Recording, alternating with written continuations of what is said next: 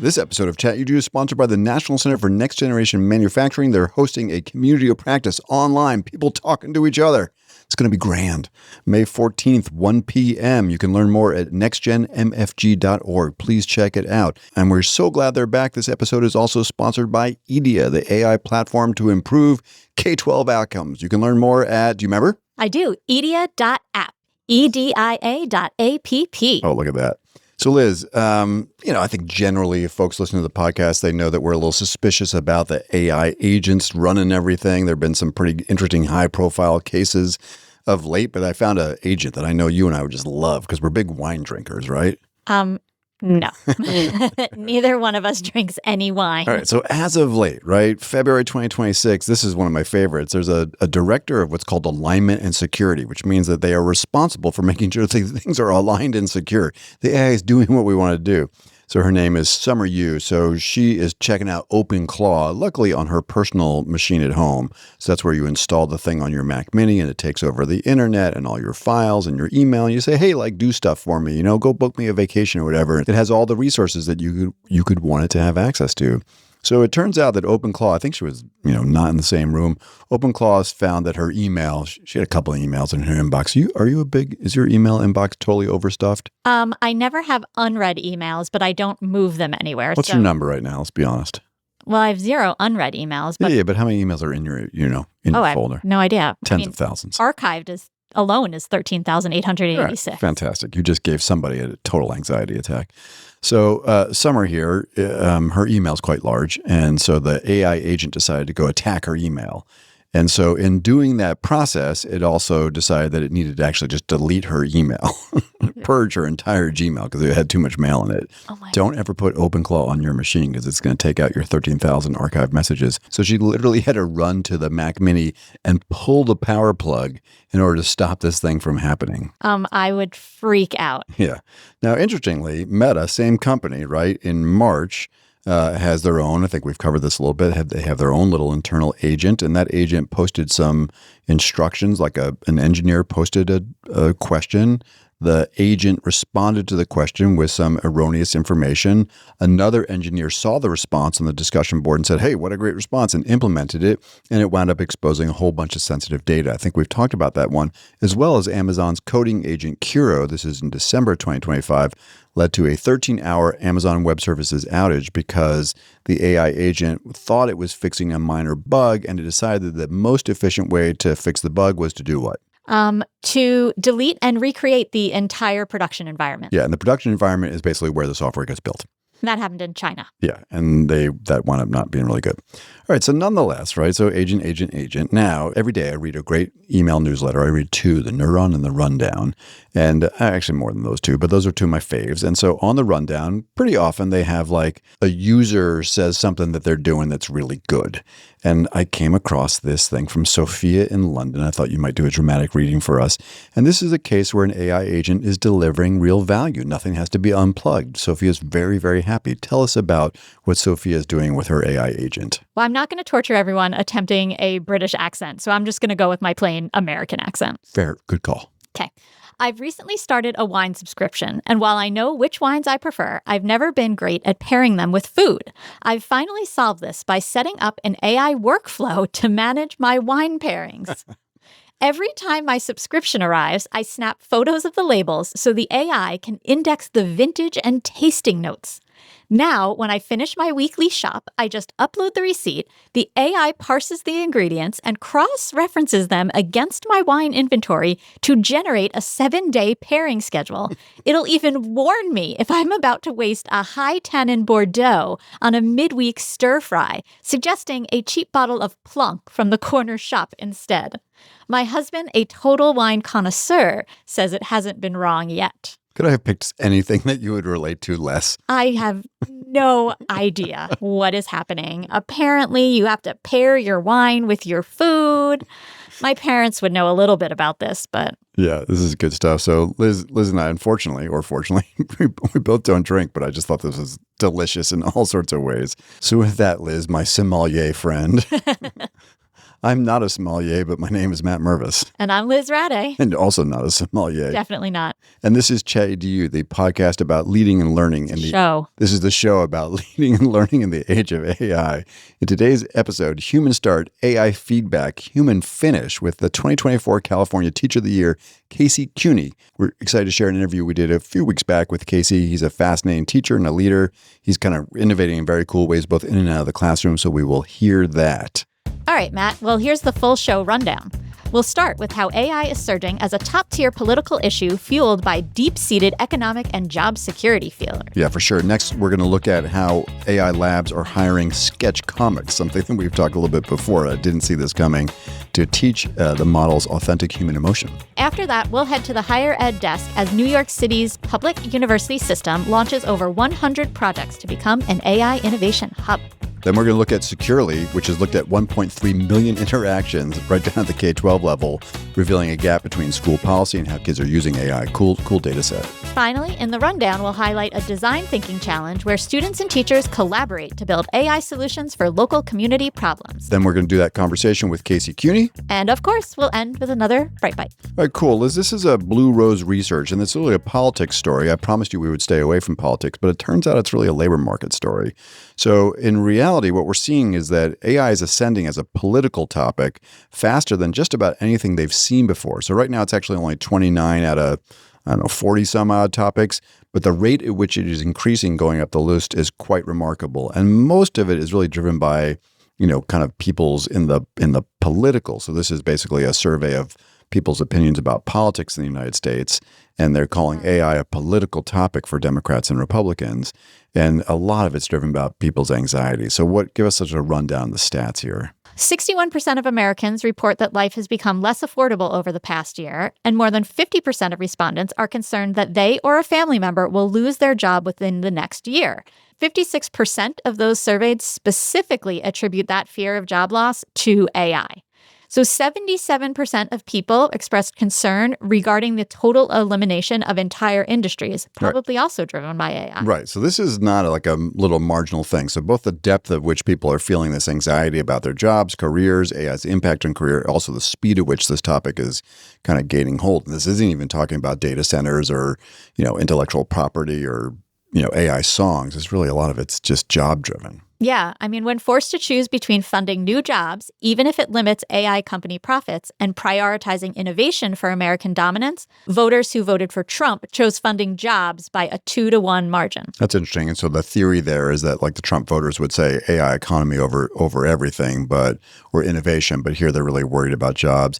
There's also this interesting debate between, because if AI were to take all these jobs, right, there's this idea of what's called UBI. Go check out Andrew Yang, former presidential candidate. He was the champion of UBI, and he's on the news a lot lately because UBI is universal basic income. It's the idea that if we lose too many jobs too quickly at the hands of AI, we need to do something. Like people need a little bit of cash so that it doesn't go like revolt at the gates of the White House or whatever. How are people in these polls feeling about UBI versus like just really fund me some good jobs? Well, interestingly, across every demographic, respondents preferred good-paying jobs over UBI by a margin of 3-to-1. Don't give me the free money. No, I want a good-paying job. I want a good job. Yeah, so really interesting. And, we come back to these labor market stories a lot, but we thought that was an interesting intersection.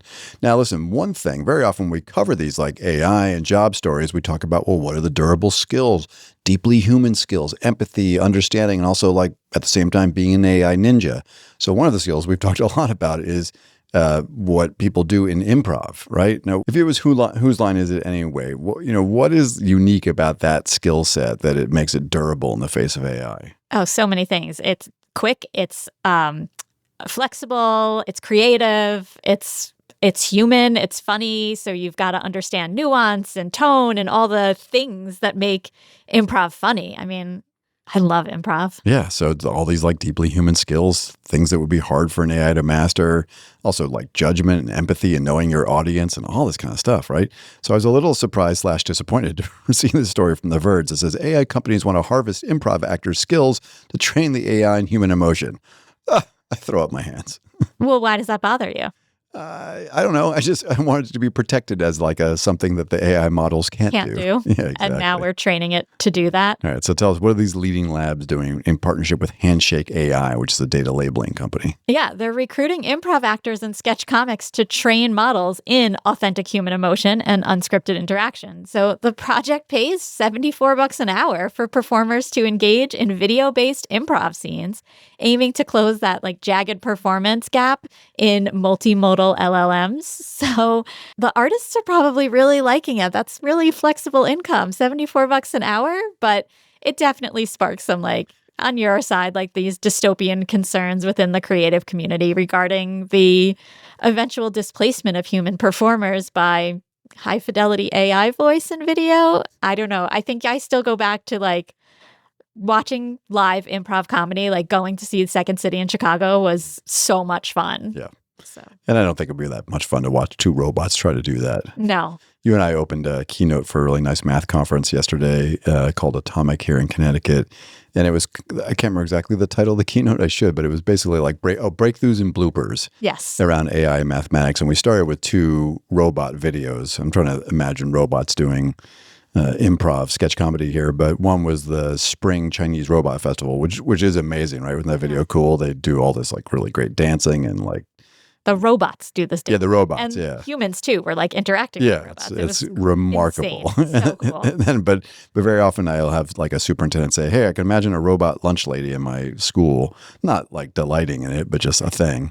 And so then we cut to a video of a robot lunch lady that got out of control, started smacking its arms on the robot arms on the table. Soy sauce was flying, chopsticks were flying. Several staff had to restrain the robot. Yeah, it took like 4 of them to hold the robot back. All right, let's shift gears. Let's talk about education. All right. It's called ChatEDU after all. It is. So CUNY, which is ironic because actually Casey CUNY, who we're going to have on, I said, how do I pronounce your last name? He said, just like it sounds with the City University of New York. Which is interesting because he's from California. So anyhow, CUNY, the City University of New York, is investing $3 million on a bunch of like AI campus projects. And these are just neat. It's like a different flavor on conversations we've had before. So CUNY, City University of New York, $3 million, 113 projects. This is part of a broader New York State initiative. New York's trying to do all sorts of stuff to really become, Governor Hochul's trying to have New York become this destination for AI. So Liz, tell us a little bit about some of these different projects. Yeah, so they're in 4 key areas: student academic support, coursework, literacy, and ethical social implications. So in curriculum integration, the Borough of Manhattan Community College will integrate AI into introductory computing courses supported by faculty fellows. And Hostos Community College is incorporating responsible AI instruction into its first-year seminar for incoming students. Many of the colleges are launching micro-credential programs focused on AI applications for workplace skills. That's an interesting topic. AI applications for workforce development as a micro-credential. Who would have thought that? We did. Oh, sorry. We thought that, and we're doing it. Yes, we are. Snarky. Yes. Brooklyn College is using automated AI systems to analyze inventory and staffing data to optimize resources and address student food insecurity, which is really interesting. CUNY's Graduate School of Public Health and Health Policy is developing an AI-powered navigator to help students access mental health, legal, and insurance resources.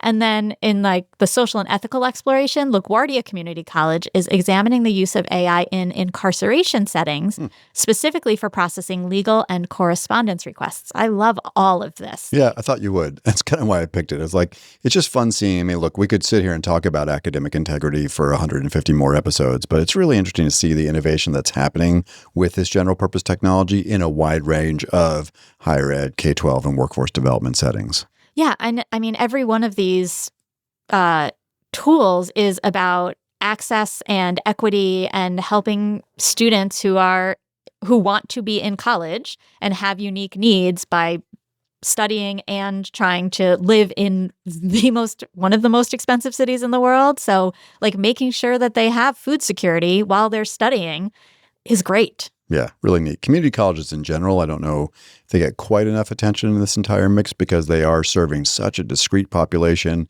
in such a clear way. Like the mission and the outcomes of these systems are so well aligned. It's really, really neat. The whole CUNY system is just amazing because it is the community college system, but there is also like a graduate portion of CUNY. And your full bachelor's degree at CUNY. So it's a huge system, obviously, but they do great stuff. Did Uncle Joe go to CUNY? No. Okay. How is Uncle Joe? I know he's alive and well, which is cool. He's alive and well. He's just doing great. I'll see him on Thanksgiving. Nope, I'll see him on Easter. Fantastic. All right, Liz, another story I see all day. I just look through these stories and go, oh, Liz would like that one. So here's another really interesting story. So this is from Ed Week, Allison Klein. Real-time data shows exactly how students use AI on their school technology. Now, we've talked before about Securely. So Securely is you've got GoGuardian, Securely, you have all these systems that sort of sit on top of schools' networks. And actually, Securely built like a Securely chatbot that was sort of like a Magic School clone. So when a kid starts asking a question like, do my homework, it turns into an AI tutor. It's really interesting. A very clever play on their part, honestly, because they're like, well, we're right at the root of the kids' chats. So along those lines, and we've done stories like this before with Anthropic and OpenAI, Securely released a study. Basically, they have 1.2 million interactions across 1,300 districts around AI use. So what happens when you look at 1.2 million student chats? What does it reveal, Dr. Addy? So 80% of student AI use aligns with school policies. Hey, look at that. And then, good job, kiddos. Yes, but 20% does involve problematic behavior. So of those problematic behavior, the primary deflected behavior was having AI complete your schoolwork. That was 95% of the red flags. Oh, wow. So that's mostly what kids are doing. So what's the other 5%? So, red flags like self-harm or violence account for 2% of those interactions, which doesn't sound like a lot, but actually that's over 24,000 inquiries when you're looking at 1.2 million chats. Which is really just if you think about Securely's total data haul, I mean, this is a relatively narrow slice. Okay, that's troubling. Now, it's interesting. Are kids more likely to have these kind of risky type conversations with an AI bot than they are on Google, for instance? So actually, yes. So potentially unsafe interactions are significantly more frequent in AI tools. So that's at a rate of 2% compared to traditional internet searches, which is only 0.4%. So yes, they are more likely to do this using AI. We saw other things like gaming, sexual content, which was under 1%, firearms and hunting under 1%, gambling, drugs, or hate speech, 0.5% each. When I read this, I was like, okay, so yay, 80% of the time they're doing the right thing, 95% of the time that they're doing the wrong thing, it's to cheat on their homework. Yeah. Although when you look at the real numbers, it's not great. But then I also think, and we've said this a bunch of times, a kid probably isn't using their school Chromebook to do all the really nefarious things, right? They're going to, I don't know if I so you're worried this is seriously underreporting the situation. Absolutely. Gotcha. Right. This, no one's going to Raina on Magic School to ask about, drugs or self-harm, right? I mean, maybe obviously a few kids are, but they're much more likely to do it on their personal phone devices, which are not overseen by Securely. Right. That makes sense. Okay. Interesting. Do we know what tools they're using the most here? Yeah. Interestingly, ChatGPT is the most popular tool used that makes sense. by students, 42%, but not in a school context because it's... Oh, dude. I think so many schools still have ChatGPT open for staff and students. All right. I mean, I don't know if I've ever called you dude, by the way, in 103 episodes. Dude. Yeah. Yeah. So then you've got Securely Chat, which is their own little Magic School clone that they've just built right into the network. Right. Gemini at 21%, which is interesting. And then Magic School AI at only 9%. So those numbers, that's interesting too. Huh. Yeah. So let's say you've got this data. I know we've covered this with another tool where these kids were having their houses swatted to make sure that they're being safe. And some of those were wins and some were fails. Right. Can the districts unmask these student outcomes if they need to, or student identities? Yeah. The district officials have the ability to, do something about these red flags. And it's not just a red flag, someone's doing this nefarious thing. They can figure out who it is. And when there needs to be serious intervention. Okay, cool. Do that. All right, nice. Neat data trope. Picture a 7th grader staring at a worksheet she doesn't understand. She's not disengaged, she's lost. And her teacher, managing 28 other students, doesn't have the minutes to find out exactly where she fell behind. This is happening in classrooms across the country. And for most districts, math growth sits at just 1% a year. Not because students can't learn, but because the system wasn't built to meet each one where they are. EDIA changes that. With AI-powered coaching that adapts in real time, students don't just practice. They learn from every mistake with support tailored to exactly what they need. The results speak for themselves. Students using EDIA grow 8 to 23% in a single year. And for teachers, EDIA does the heavy lifting, automatically surfacing learning gaps, generating small groups, and tracking progress on every standard. Hours saved every week, every student seen. Because catching up isn't just about more practice, it's about the right support at the right moment. Visit edia.app, that's EDIA.app, to schedule a free consultation with our math experts today. So Liz, 2 weeks in a row, AI for Education. They do such interesting work. So last week we talked about their student AI checklist. I kept thinking about your Teen Beat magazine survey thing. Just cracked me up.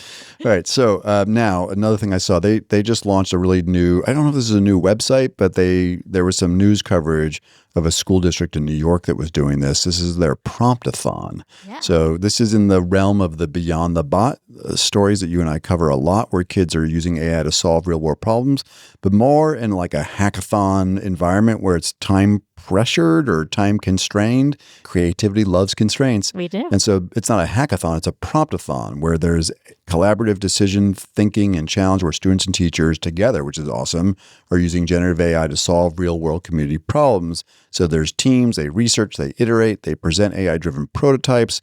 And then they're really, in doing this along the way, building some foundation AI literacy skills for both students and teachers. Really cool stuff. There's a few that we can profile here, right? We've got Dwight School, and then we've got the Thomas Edison Lab, a couple from New York, one from Seattle. What cool stuff have they done, Liz? Yeah. So the Dwight School created this app called Snapped app, SNAPPD app, which filters food options by zip code and SNAP budgets to help users find healthy, affordable choices.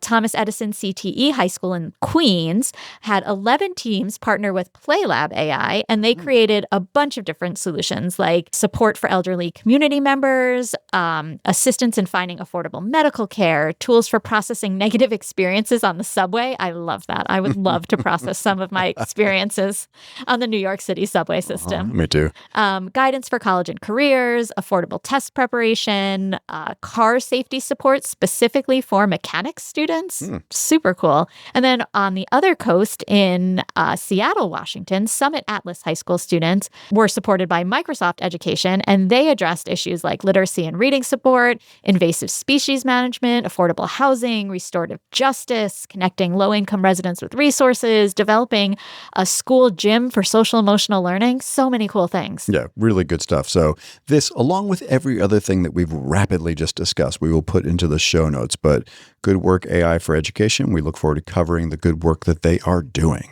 If you enjoy our insights on AI and education, don't miss our next 6-week AI and Education micro-credential launching this spring in partnership with Southern Connecticut State University on April 27th. This self-paced online course for educators and leaders in primary, secondary, and higher education across the globe covers AI essentials from foundational concepts like effective and impactful prompting to advanced skills like multilingual video translation, AI-driven assessments, and even vibe-coded software development that truly anyone can do. We've added a bunch of new content for the spring cohort, including a focus on emerging risks like AI companions, energy, and the environment. We'll also dive into the latest in Notebook LM, which frankly could be a course unto itself. There are new student AI literacy resources, as well as important updates on student-facing tools like custom gems and guided learning in Gemini. Each cohort features 4 live Zoom sessions for hands-on support, and participants can earn a Credly digital credential upon completion. To learn more or register, visit skills21.org/AI/micro. Or feel free to email us at chatedU@edadvance.org. Again, the course starts on April 27th, and we hope you'll be able to join us. All right, listen, we're here with Casey Cuny, and really delighted to have him. Casey has got all sorts of fascinating experience. I've been following him on LinkedIn and watching a number of his videos, been on the news. So Casey, thanks, and really appreciate you making some time to be on ChatEDU. Yeah, thank you. It's exciting. Yeah, so give us just a quick, bio sketch. Tell us a little bit about your work, your teaching. You won a small award in the last couple of years. Give us a little bit of background. Yeah, it was a great honor to be selected as the 2024 California Teacher of the Year and represent the state. I got to go, an incredible year of journey of meeting all these other state teachers of the year, which was truly probably the greatest honor. Although, you go to the White House was definitely tops too. And they did a state dinner for us, which was just incredible. But as a teacher, I've been a teacher for 23 years, high school English. I currently teach 10th grade honors English and then senior mythology, which is really a passion of mine. But I've taught 9 through 12. I'm also the English department chair for my school, and I'm the instructional coach. I've been an instructional coach, or it used to be called professional development coach, for about 15 years. And I also teach at National University. I've been at the higher ed level for about 13 years in the Masters of Ed or in teacher credential classes. And then I just started working with ASU, building their new California teacher credential program, which will launch in next fall. You're a busy guy. You got a couple things going on. Yeah, and I think you just finished teaching, right? We're recording my time East Coast 6:30, 6:45 in the evening. So you just wrapped up your day. I appreciate you making time. So English teachers, like tip of the spear, right? Really the folks that have been, I think initially, felt a little bit under attack. No one asked for this generative AI technology to roll around that will have kids be able to create things that either look like theirs or, some facsimile thereof. What's the journey been like for you? What did you think when it first came out? How have you adapted? Obviously, you're kind of recognized as a leader in this space. So tell us a little bit about the arc. Were you all in right out of the gate, or? Yeah, I actually had a friend text me the night ChatGPT dropped with the link. And so I was in there right away. I thought I was really clever. I asked it to write a haiku about the end of individual expression. I thought I was very funny. And now it's coming to fruition, and I'm not so thrilled about that, a lot of the stuff. And it's funny because I was in it way before the students. So I kind of seen the slow drip to then was a tsunami this year where the cheating is so off the charts. And I would say it probably started late spring last year. Whereas I say to all teachers, like, if it goes home, you have to assume it's being AI. Yeah. And in that regard, we have to rethink so much, like rethink homework, rethink, which I was already doing. And I think there's already a lot of thought behind that on, what's good homework and what's equitable and what's even effective. Maybe in some ways, AI is forcing us to grapple with things that maybe we're overdue. Like I always joke around, the 15-page homework packet was never really a good idea. And now that kids are all cheating on it, it's like, well, if they had an older sibling or they were in some sort of clique at school, they were cheating. And now they all have that clique. Their best friend is ChatGPT in that way. So yeah, I've kind of seen the arc there. But yeah, it worries me. I'm sure we're going to dive more into that as well. So where are you on the outside of school stuff? Ethan Malik, wrote these two really interesting essays. I think one was the homework apocalypse, and then the homework apocalypse redux, number two. What are you doing about outside of class work?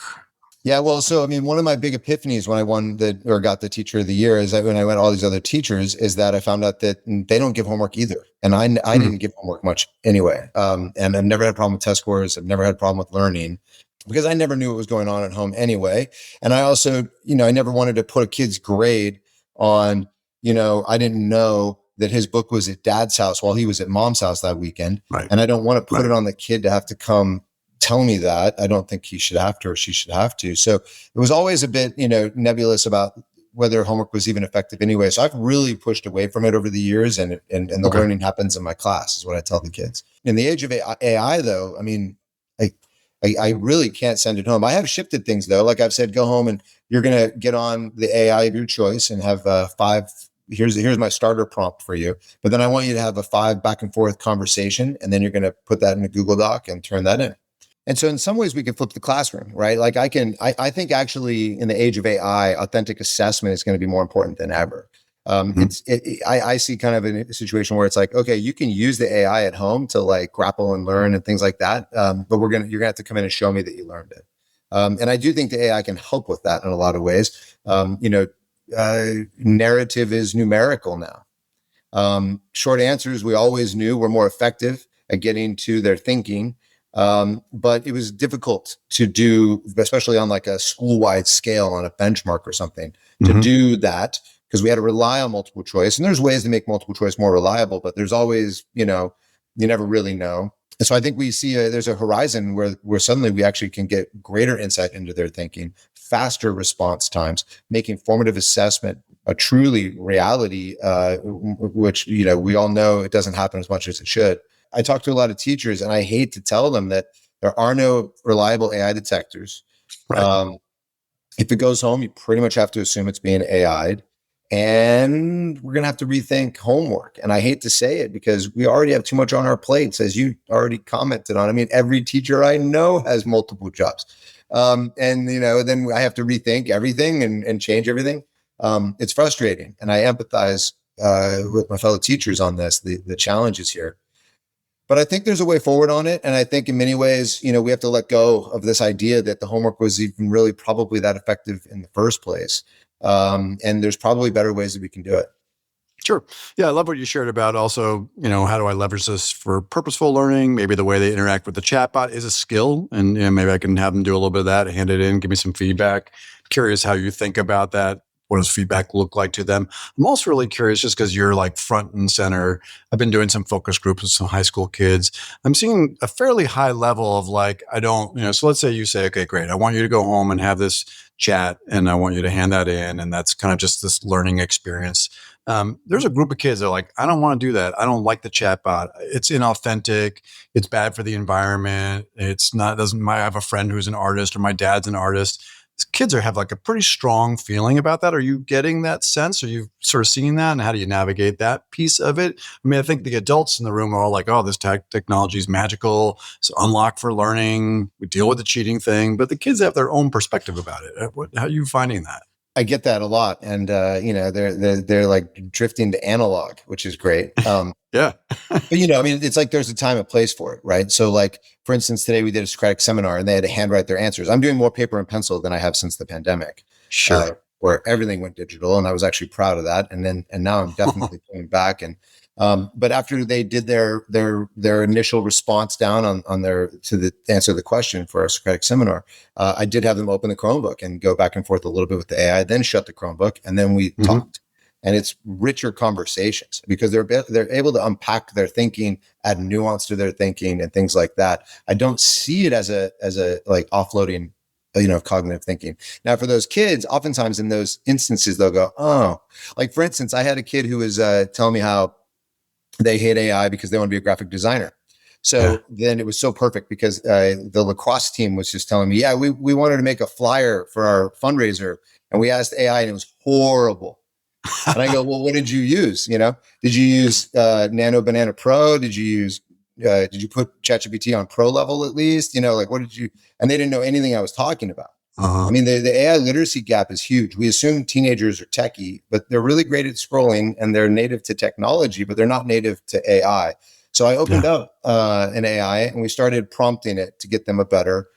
And I called on the kid who wants to be a graphic designer. And I said, the terms. I don't know perspective, and I don't know line, and I don't know contrast and hierarchy. And then the kid was like, oh yeah, well I do. And I was like, well, perfect. Like, help me out here.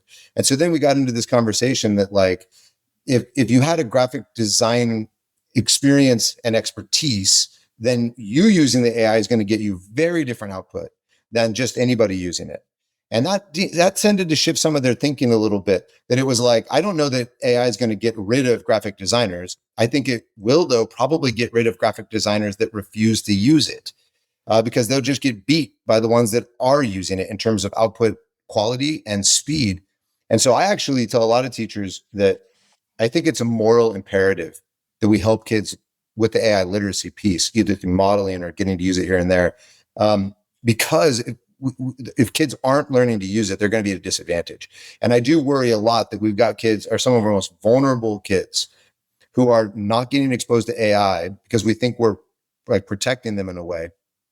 Well, the kids up in the suburbs are learning it on their dual monitor PCs and gaining an insane advantage. And for our English language learners, having a home first language tutor available, that's a game changer. So that's kind of my perspective on it. I do get it from the kids. I did see a study from Cal Poly about the energy consumption. It was interesting. It was that the energy consumption really is about the data centers, as far as I've read, because this study showed that, like, for individual, 1 hour scrolling TikTok was equivalent to 58 chats. So you'd have to chat once per minute for an hour to be equivalent to what's happening on TikTok. So I think, and then that data center is a whole nother conversation, because then it becomes like, well, if it's truly going to do what they say it might do with medicine and things like that, is it worth potentially that investment? But to me, I've got 36 kids sitting in front of me tomorrow morning, and I've got to prepare them for the world that they're going to walk into. Yeah. So yeah, it is super nuanced, right? I think on energy and in kid world, right, information flows quickly and sometimes misinformation flows quickly. So understanding water consumption relative to a golf course or coffee, production, and data centers where the water basically goes in, cools stuff off, goes right back, and doesn't really pollute anything along the way. We'll see. It is nuanced. So I really like this. Let's unpack the AI literacy thing a bit, because it's very often floated around, but you're now grounding it for us. So let me just say what I think I'm hearing back. So like prompting the ability to kind of figure out how to go back and forth effectively with the system. You mentioned the graphic design example, like knowing what tools to call on. You also mentioned the idea of like bringing domain expertise as a graphic designer to the party, right? A little bit of like critical thinking and analysis. What are the other big rocks that you see like in the real world, right? We have a million frameworks. The Department of Labor just came out with a new AI literacy framework. There's like a framework every day. But in your world, when you think about your responsibility, I love the way you characterize it, to have them walk out the door. What else do you want them to know and be able to do in this mix of this technology? I actually like the word fluency better. I want them to gain AI fluency. And so I try to shrink it down for the kids. It's goal, role, output. And then I tell them, then you'll grow. And then they cringe, and I do that on purpose. It's grow, it's goal, role, output. Our goal, give it all the context. And that's what I see a lot of kids, they stop short on it. They go, oh, you tell it that much? And I'm like, yes, the more context you give it, because I think a lot of times what we get is that I think we're also helping them avoid the hallucinations, because at least everything in my experience and everything I've read is the less context you give it, the more likely the AI is to try to fill in those gaps. Because it's trying so quick, to please you, that it might make some assumptions. And then the output, and I'm always amazed. I asked the kids today, did you guys know you can do screenshots and give it to ChatGPT if you get stuck on something? And only 2 kids raised their hand. And I'm like, out of 36, and I'm like, okay, this is really important, you guys. Like visual context is really helpful. If you're ever stuck on literally anything, whether that's Canva or whether that's just something you're struggling with academically, screenshot it. And they were like, oh, wow, okay. So like, those are those like aspects of the tool, I guess. But also I told them I have words of the week on AI. So evaluate, generate, extract. But a big one that I talk to them a lot about is iterate. Iterate. In my view, using AI to learn requires metacognition and inquiry. You have to constantly be thinking about what it is you're not understanding as you're reading through that output, to then generate the next question to fill in that gap. And that's high level critical thinking. So I think it's not just about knowing how to use the tool, but I think we need to train their brains. I mean, we know from neural pathway research that if they're not doing that kind of thinking, then those neural pathways are not strong and they're not comfortable in that way. So I think, we have a chance to actually propel. We've always wanted kids that when we said, are there any questions? We're usually met with silence. But what about a world when the hands go up, right? Great example with that Socratic seminar today. I had this one boy just staring at the screen. So I went over and I was like, what's going on? And he goes, I don't know what to ask it. And I've wondered about this. Like, we don't prepare kids to think in that way, to be inquisitive and inquire and challenge. One of my phrases I gave him last week was challenge my thinking. So I told him, if you ask the AI something, put that at the end, challenge my thinking on this. And again, they don't think about these things. And then they go, oh yeah, right. Everyone kind of has those aha moments. So I would say it's all of the above. Okay.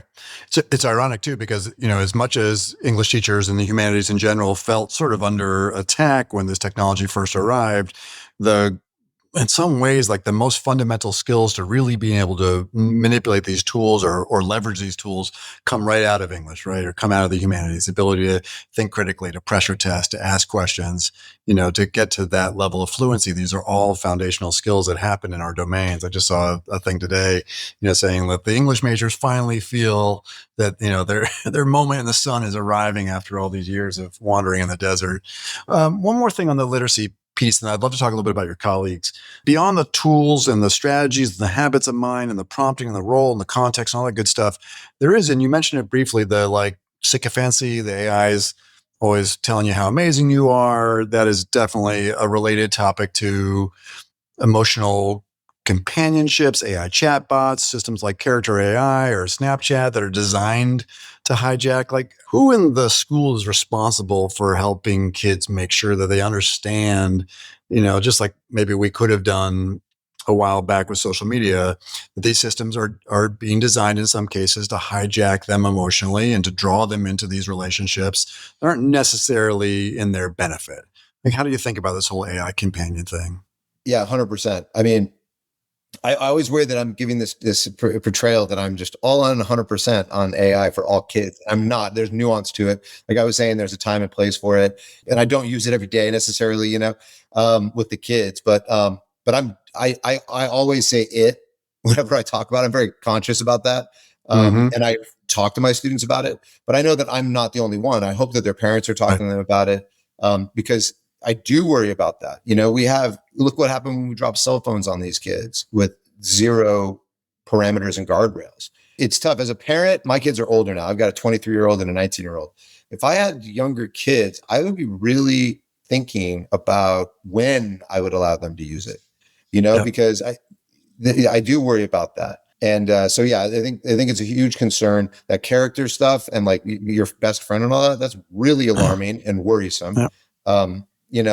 So I make a Winston Smith custom ChatGPT, and then my students, and I have a gem as well, and the kids interact with Winston and ask him, about Oceania and whatnot, because we're reading 1984.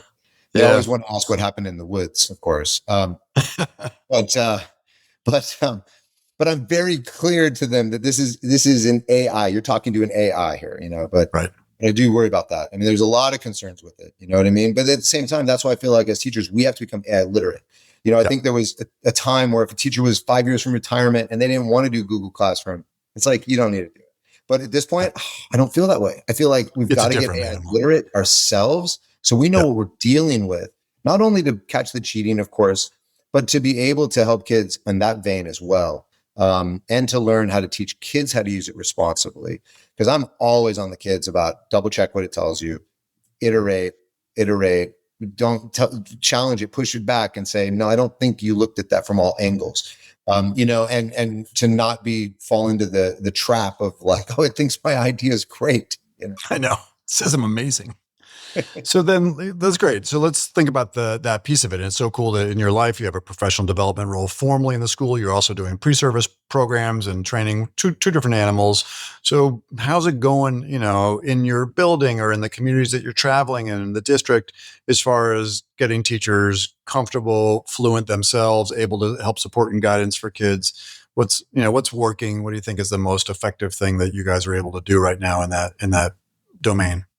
I try to meet teachers where they are and communicate that I empathize, because I'm seeing the cheating too. And when I have to have a substitute, pull my hair out on like, what am I going to leave? Because everything I leave, they're just going to cheat on if I'm not there.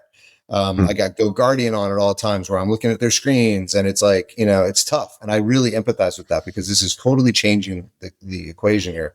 But one of the big game changers that I found is when I show them use cases that can help us as teachers.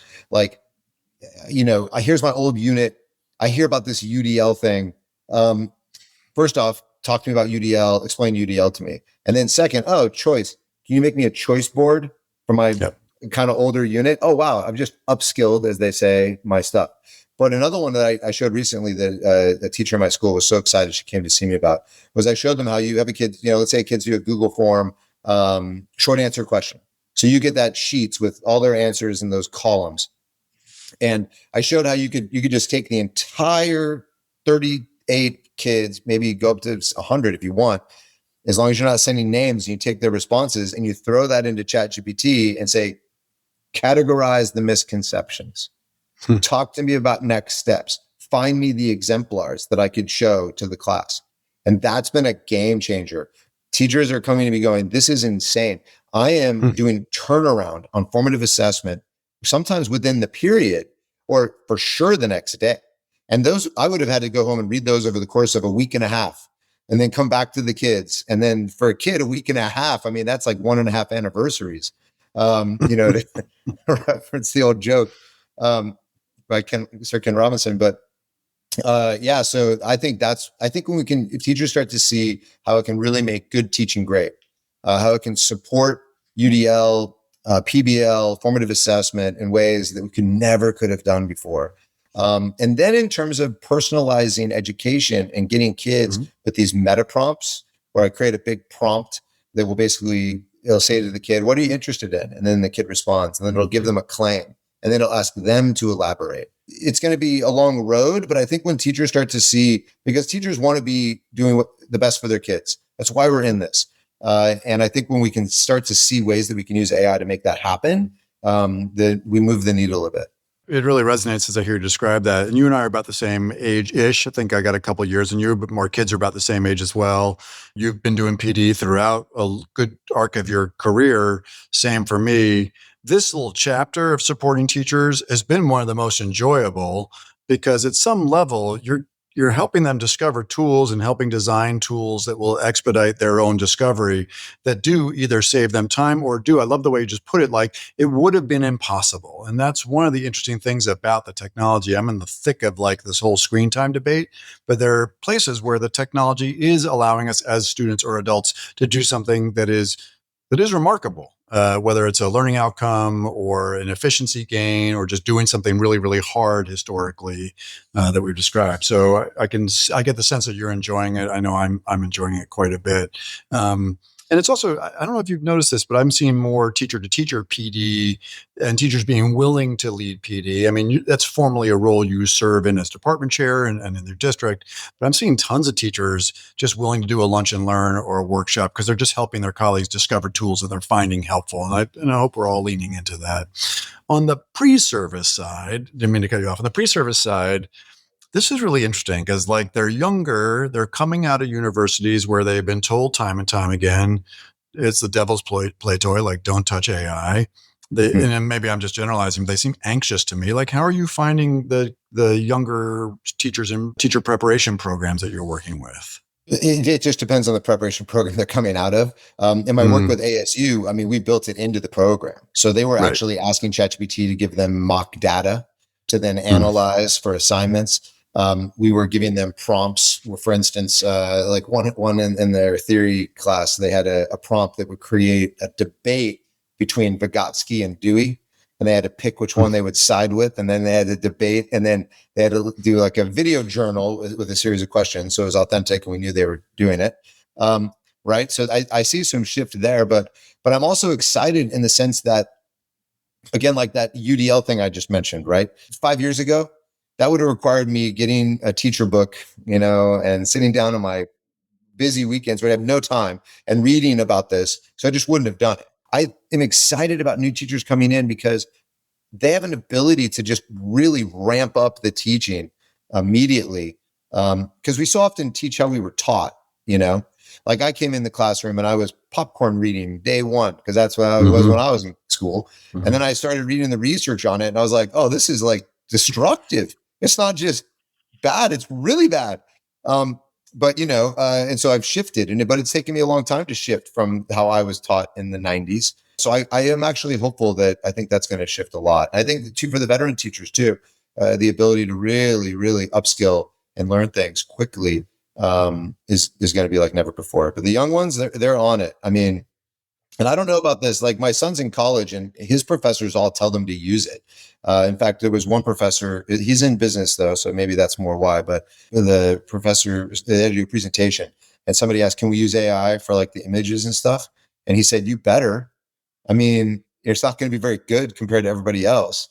And that's the other thing too, I think that we need to wrap our mind around is that with AI, we should just expect more. What must come with that though is the relationship piece. Expecting more without the relationships is what Dave Yeager calls the enforcer mindset versus the mentor mindset. Dave Yeager from UT Austin. And so I think, we have to focus on relationships. I think it can be more important than ever, ironically. And then I think we expect more. Like, for instance, I had my students do a infographic on Canva about a Viking myth we read. And I said, the rubric expects you have a Canva tech support person with you, a graphic designer, and a mythology expert, because I know you have all of those available to you if you choose to use them. And in fact, after they thought they were done, I had them put it back into ChatGPT with a prompt that said, you're a graphic designer and a Canva expert. Analyze this, give me a ways to make it better. And then they had to go back and do it. And all it was small tweaks. But I had a girl in student government come see me the day later, and she's like, okay, so I learned so much from that, like just rounding corners on boxes and the framing of, and doing different headings, hierarchy. I never knew about this. And so we did it for all of our new student government flyers. So there was growth there, right? They had this little tutor when it's, structured and done well, not just copy and paste. It's great framing. I suspect for you personally, like you're doing a lot of stuff all at once. I imagine that AI is helping you level up. It's helping you perform at a higher level. I know that that's true for me. I'm doing more than I've ever done in my career. What do you think of this? I've just seen a couple, 3 studies in the last 2 months saying that there's a burnout factor here where we're tending to do more and more and more, but we're not like, what are we doing with that time? I read a study a while back that said that, software developers will take that productivity time and meet with other developers or try new innovations. Then you see another read on that says they're not sleeping and they're having insomnia. Like, how are you feeling about the edge of burnout as AI makes you more productive in your work and protecting against that? I'm just sort of curious.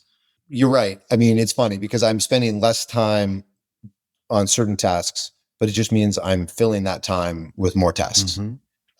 So you're right. And I don't know what that's going to look like going forward. I think it's a net win though. I mean, versus, well, for instance, so you asked about the leveling up, right? So like, last January, it's been 13 months. I asked ChatGPT to give me a 30-day course teaching me Python coding because I wanted to experience what it was like to learn with AI. And I didn't know nothing about coding. Yeah. But by day 14, I was writing little programs. And then I started thinking like, I could make like a little app to do formative assessment. So I started working on that. And then, then of course, things like Codex and Cloud Code come out and Cursor and all these things. And so now it's up to 350,000 lines of code. It's almost enterprise level. I just got a district to sign a pilot agreement. I mean, it's absolutely crazy. Cool. I've got like 1,400 users. I mean, it's nuts, but that was never possible, right? Before. But now I could bring my pedagogical expertise into that space. And I think that's an exciting thing going forward. But I also am burned out. So I don't know. I don't know the answer to that, right? I'm not sorting exit tickets at home at night because I have an app now that will tell me within 20 seconds exactly what the misconceptions were so that I can then react to my teaching.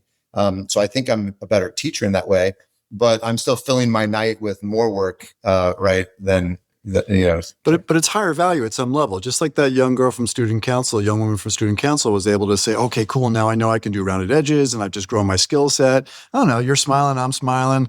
I think it's going to be okay. What's the name of the app? Can we share it or is it too early days for this? Sure. It's WIT as in Walt Whitman. So, witai.app. Love it. And is this something you're looking to commercialize at scale or just having a really good time or?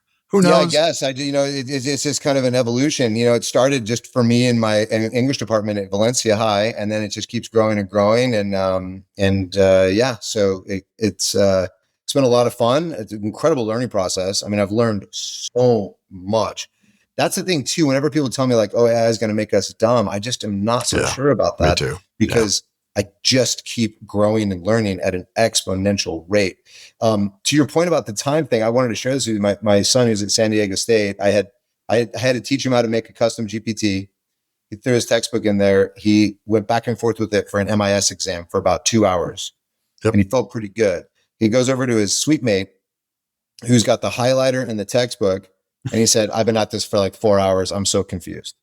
And then Landon goes in and he gets a 96 when the class average was a 68. I'm kind of gloating on my son here, and I just thought that's like before electricity, after electricity. I mean, the efficiency in which he studied using what we know in education as retrieval practice, which we know is the most effective way to study really, was fast, efficient, and he had more time to go exercise or go hang out with his friends. And the performance was there because there was no AI help on that test.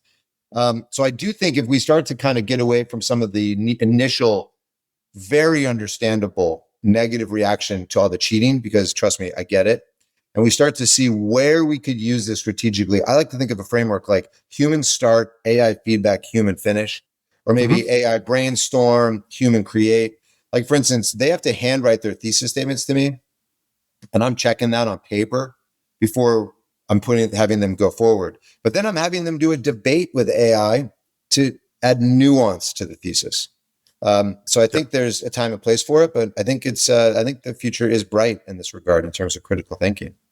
Yeah, well, it's such a good place to kind of end that. I mean, really appreciate it. It is, what you're describing does not sound like cognitive offloading and cognitive debt. It's confounding though, because it's really like the same technology and it can be used. I don't know if I've ever worked on anything where a lot of this comes down to personal choice and design.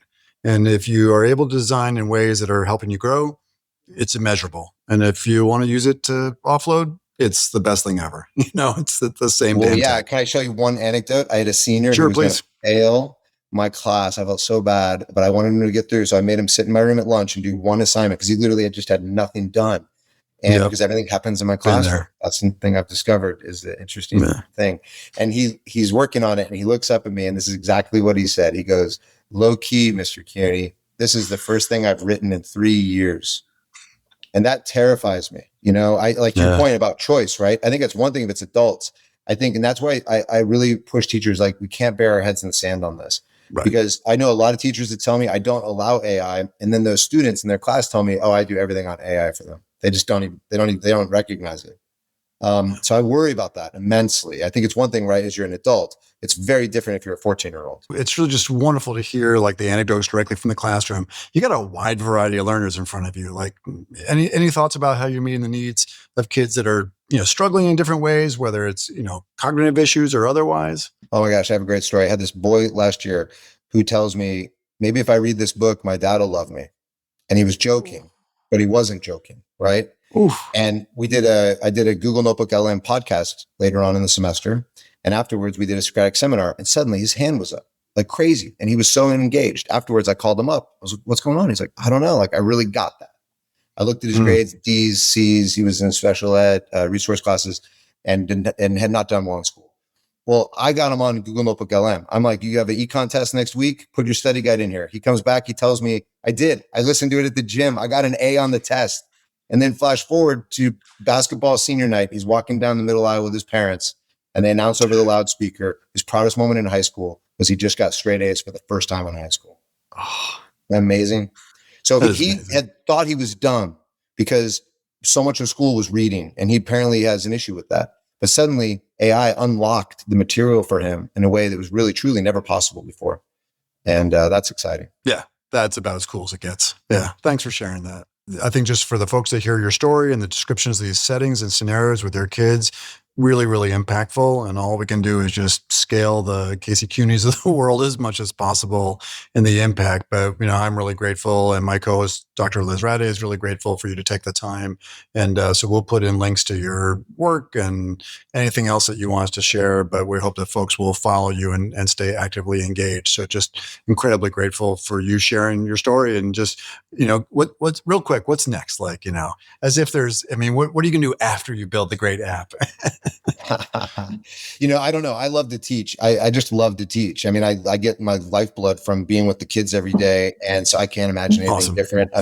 When we were all stuck at home, I was miserable. Like, I missed it so much. So I don't know. I just want to keep teaching. And, I teach mythology. So it's all about you do what's right in front of you and do it at the absolute best. And then you'll see what comes next.